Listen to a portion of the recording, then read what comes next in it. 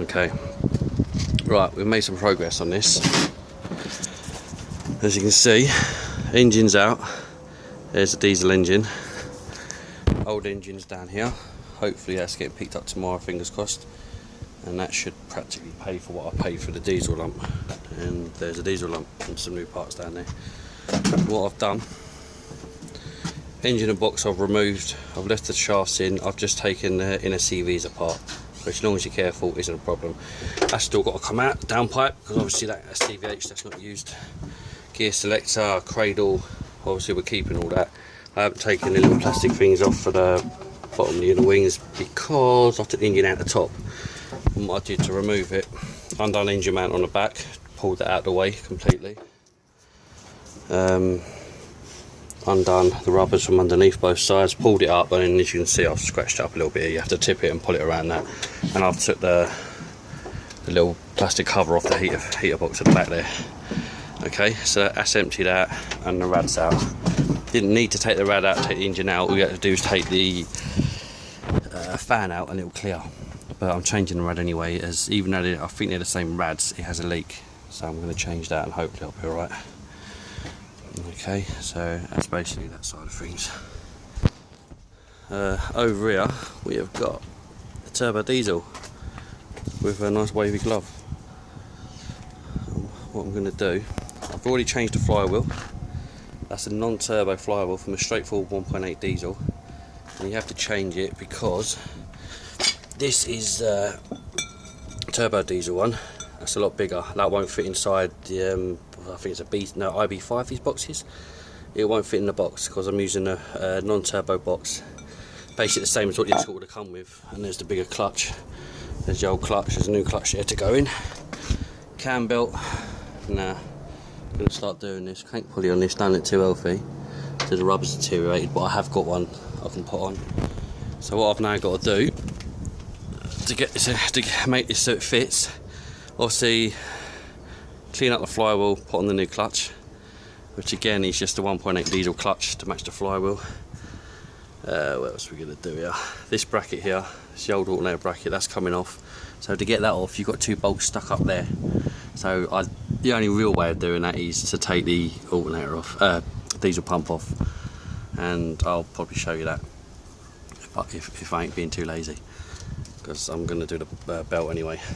So once that's off, the other alternator bracket can go on, which is this one, which is that'll be hanging up out of there. Okay, and that'll be on there. Alternator, which is here, which is a little 3-rib job. See there, this has 3 ribs in the belt, and the belt, I don't know where the belt is. Belt's here somewhere hiding from me. Anyway, that's that. So, and then to adjust the diesel pump, which I don't know whether I'm going to do it now or if I do it in the car, but there is a guide does the Peugeots, Darren J. Lob, I think his name is. He shows you how to tune these pumps. So they're piss easy. Basically, that's your max fuel is inside there. You pop that off, dump a load of diesel, turn it until you can see the Allen key inside. You adjust it literally about 20 degrees clockwise, I think, back in, and then you can do a little adjustment on that, turn and off, depending upon whether that's a bit messed with or not. And you can go further to time these engines up. If the head ain't been off and I'm just doing a belt change, I'll mark things up. Otherwise, if you've got to lock it off, that in now is where you put your pin for your crank. And then and as you most of you will be aware, these run 2 belts. You just have a belt from here to the diesel pump, and you'll have a pin to lock that off, and then you'll have a pin to lock the cam off. Alright, which I'll probably, depending upon what route I go, I'll do that.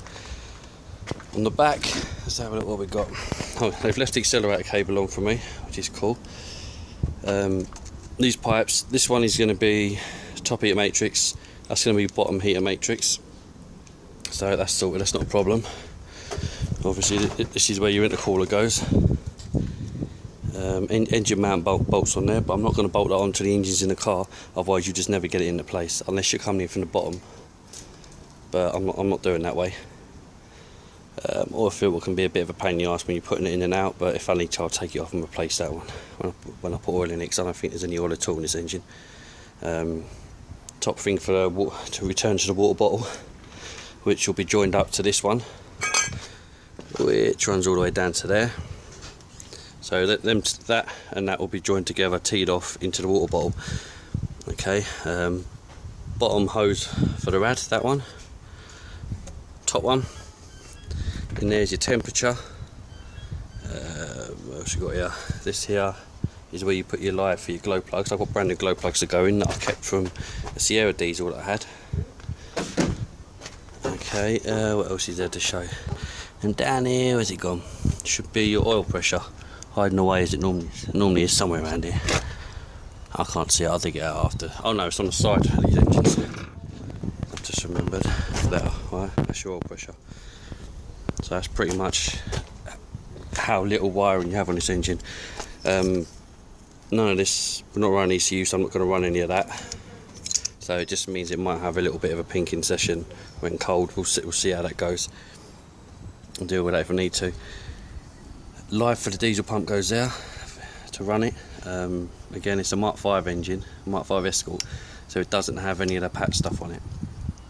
You know, so there's no patch. Normally, if it's a patch, that'll be covered with a box you've got to cut into with 2 wires running into it, and you change it for one of these style valves, them solenoids. And on the back down here, you'll have the actual patch box for it. It's just pain in the arse more than anything. That's a temperature to do with a pump. Again, what could be running it. Hopefully that shouldn't cause me a problem. It hasn't done in the past. Best pump to use to run one of these is the Sierra diesel or the P100, which is practically the same vehicle. That's that. And to wind the boost up, well, now with these, you can turn the boost up on them. They will make them no faster. It's all about the fueling. If you turn the fueling up, you can turn the boost up to suit. But obviously, there's your actuator. You adjust that, pop the pin, I'll take that off, adjust it. I forget whether it's in or out to make it more boost. I'm not really too worried. Easily accessible, going to put a boost gauge on it, etc, etc. Can do it in the car, not a problem. So what else we've got down here? We have got the diesel engine mount, which is kind of like an opposite to the CVH1. You've got them 2 bits are sort of more around here, so CVH1 won't work. Although you could use the Mark 5 Mark 6 Escort one, where you've got the two bolts coming up. You can just alter that and adjust how it sits in the car. I haven't done it that way yet, but I've had a look and it is piss easy. Again, there's your alternator, there's your adjusting arm, there's your bracket, and the alternator's just got the standard 3 pins in the back. I don't think I've got a proper starter for this engine, so what I'm going to do is I'm going to use the CVH one. I'm going to keep that just to use it just until I get one. That's about that so far, so I'm probably going to crack on now. And again, here's the car. I've done a few bits to it. I haven't had it on the road yet. It's been around the block a few times. Quite a clean car, to be fair. I didn't give a lot of money for it. Well, I've done a few bits to it. And like I say, engine mounts. For the engine mounts, obviously you've got the bolt running through here. You've got the bolt at the top, and then your gearbox mounts, the rubbers through there. Same on the other side, and that's all that holds these in place. Pretty simple. Gear selector down here. All that's held on with there is, I think it's a 17 and a 13. Adjusting them isn't hard once you sort of get the hang of it. But I remember when I first started messing with cars, I spent ages trying to adjust it, doing it on my own. I had a tantrum, Tourette's, the whole lot kicked in.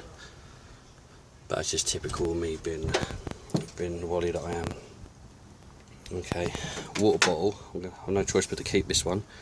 Like I said, all I'm going to do, it's going to have the top pipe running from the engine here across here. It's going to be a T-piece. It's going to teed into there, and then the other piece is going to run around to the back of the engine to this. So you've got this pipe runs here to there. Then that's going to be teed into that one, and then obviously the rest of it's going to run off into the water bottle, which, as I've already pointed out, probably boring you by now, is up here. And obviously down there you've got your rad, bottom of the rad. So there isn't really much else to say now, so I'm going to crack on with putting some of this together, and I'll probably do some more once it's together. Okay, sweet.